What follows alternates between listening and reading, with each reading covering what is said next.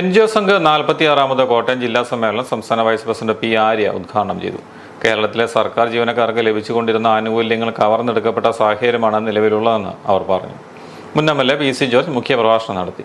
കേന്ദ്ര സർക്കാർ ജീവനക്കാർക്ക് കൊടുക്കുന്ന ആനുകൂല്യങ്ങളൊന്നും കേരള സർക്കാർ കൊടുക്കുവാൻ തയ്യാറാകുന്നില്ല എന്ന് അദ്ദേഹം പറഞ്ഞു.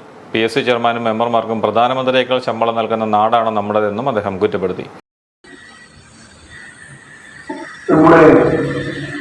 ഏഴാം ശമ്പള കമ്മീഷൻ കേന്ദ്രമുണ്ട്, അതിന്റെ കാലാവധി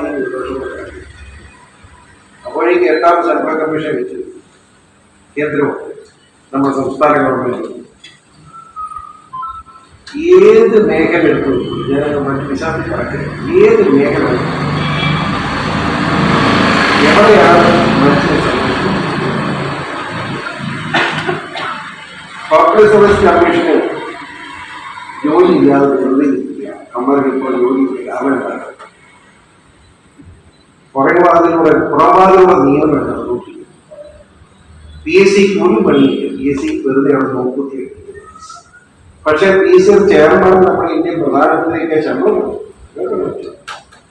വെറുതെ ഇരിക്കുന്നതിന് കുട്ടടിച്ചോട്ടെ, കുട്ടടിക്കാതിരിക്കട്ടെ. PSC മെമ്പർക്കുള്ള പ്രധാനമന്ത്രിയുടെ ശമ്പളം പോലെ. വനിതാ ദിനത്തോടനുബന്ധിച്ച് 90% കാഴ്ചശക്തിയില്ലാത്ത പൂഞ്ഞാർ SMV സ്കൂളിലെ സംഗീത അധ്യാപിക സുധാമണി ടീച്ചറിനെ ആദരിച്ചു. NGO സംഘ സംസ്ഥാന joint secretary MS Harikumar, BMS ജില്ലാ vice president SS Sreenivasapillai, BJP മധ്യമേഖലാ president N Hari, S Suresh, PA Manoj Kumar, R Sunilkumar, PA Gopakumar, PC Sindhumol, K Vinod, GN Ramprakash, KC Jayaprakash, M Jayarajan, Jaya Shaji, Preetha P Nair, N Sajesh, MS Vinod തുടങ്ങിയവർ പ്രസംഗിച്ചു.